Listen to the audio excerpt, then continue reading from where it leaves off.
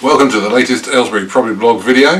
You've got Declan and myself, Ian, hoping to give you some news and views on the local property market trends. How much do you think your property has earned for you while you've been sitting on the sofa over the last 12 months? Any ideas, Declan? No idea. Worked out some facts and figures last week actually, while I was bored waiting for my Easter eggs to arrive. It's actually, your property value has actually gone up £50.27 per day. It doesn't sound a lot when you look at it per day, but you look at that per month, that's a £1,500 a month increase in your property value. Fantastic. Which works out to about £18,000 per annum. So pretty good actually. Yeah. I don't think anyone will be sniffing at that too much, will they? Well, particularly if you're getting a good return for your rent as well. Yeah, so definitely. it's pretty good. Definitely. Oh, we ought to move on really to the big news of today, really, which is a snap general election. That's taken us all by surprise, I think, isn't it? Bit of a U-turn, that one. Yeah, I wasn't looking at that coming, but I guess Theresa wants to have her mandate to crack on and do what she's doing. I think it's probably the best time to do it, given that from a Conservative perspective, there is no opposition at the minute that can win an election. So it's a good chance for her to kind of get a mandate in for herself that will enable her to do what she wants to do with Brexit and maybe other policies that affect us here in the UK, and for her to do things her way, and for her to maybe get people off of her back who say she's never won an election, unelected bureaucrat. Yeah. Now, what does the election do for us in terms of being an opportunity or not? What are your thoughts, Declan?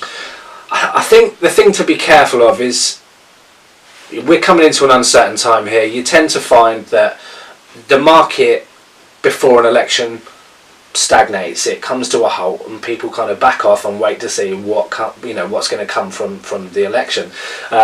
So at this point, I think my perception of the market already is that the values are sticking around where they've been for the last few months. We've not seen much inflation in house price terms.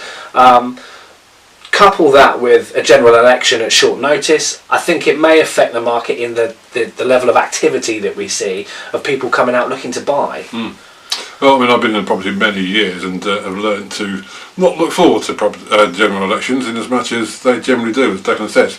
Give you a bit of stagnation and things aren't great over that period while you're waiting to see what the result is. But that's usually when the result is perhaps up in the balance a little bit. I'm not sure that it is this time around. I think most of us take the view it's pretty certain which way the election is going to go. So I'm not sure that will actually have that same impact. I mean, if it does, great. There might be some opportunities out there for investors to buy a few properties at a little bit lower price. But I think we're going to have to wait and see whether that happens. Yeah, I think we're talking about a turnaround of about 50 days between now and a general election. That's quite short notice for it to have an impact on the market, as you might see in a normal circumstance where you know when it's going to happen.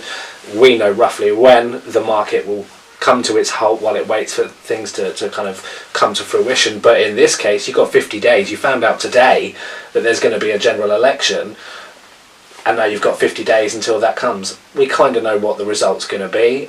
If it's not what we think it's going to be, it'll be a massive shock. And then we'll be discussing on this, wow, where do we go from here?